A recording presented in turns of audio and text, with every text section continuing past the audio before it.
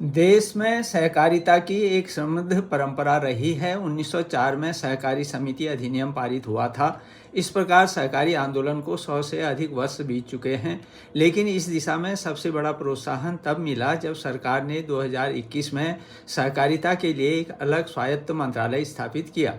इससे पहले सहकारी बैंकों को सशक्त बनाने से भी सहकारिता को बल मिला था। भारत में सहकारिता आंदोलन किसानों, श्रमिकों और समाज के अन्य कमजोर वर्गों के लोगों को अधिक समर्थ एवं सशक्त बनाने के उद्देश्य से शुरू किया गया था और तब से अब तक सहकारी बैंक भी एक लंबी यात्रा तय कर चुके हैं।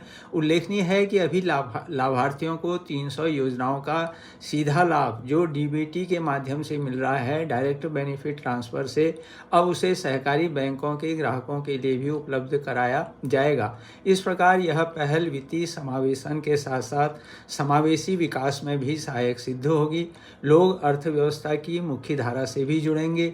जब हम सहकार से समृद्धि की बात करते हैं तो उसके पीछे यही उदात्त विचार छिपा है कि जिसमें सभी लोग एकजुट होकर प्रयास करते हैं, जो न केवल व्यक्तिगत बल्कि सामूहिक समृद्धि का मार्ग भी प्रशस्त करता है।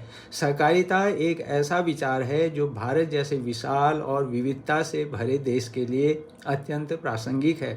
यह सिद्धांत न केवल आर्थिक विकास का मार्ग प्रशस्त करता है, बल्कि सामाजिक एकता, पर्यावरणीय स्थिरता, समावेशी विकास तथा महिला सशक्तिकरण को भी बढ़ावा देता है।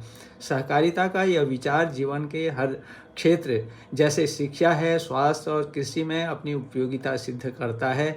गुजरात में अमूल सहकारी आंदोलन इसका सबसे बड़ा उदाहरण है, जिसने न केवल भारत में दुग्ध उत्पादन को बढ़ावा देने में महत्वपूर्ण भूमिका निभाई, बल्कि लाखों किसानों को आर्थिक रूप से सशक्त भी बनाया। गौरतलब है कि राष्ट्रीय राजधानी दिल्ली में 25 से 30 नवंबर 2024 का अंतर्राष्ट्रीय सहकारी गठबंधन ICA महासभा और वैश्विक सम्मेलन का आयोजन किया गया था।